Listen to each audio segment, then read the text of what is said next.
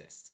And that is the power of what scent can do for workplaces, what scent can do for businesses, because people actually remember it. So let's do it, right? So a lot of real estate developers are looking to put the fragrance in the lobby areas. So when you have a prospective tenant, when your building tenants are hosting clients, right? It's all about that first impression going in.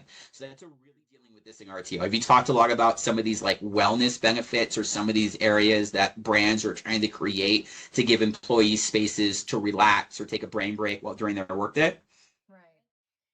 And that's a big component of this is how do we mimic and use some of these psychological environments to say, come into the office, and then if you do need your break, you have a space to go to, and you have one that invigorates all of your senses for it.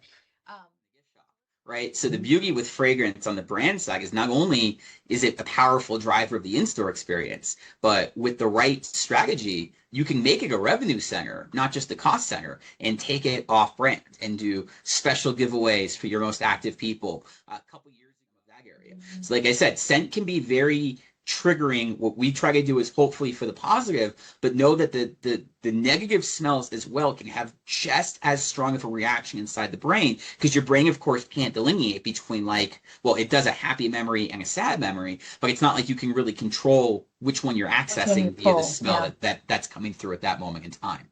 So that's why you do Bring. There's also a cultural component to it. it, so Yes. you don't want necessarily certain scents to be in certain stores, especially if you're traveling internationally, because the campfire scent is not a universal one.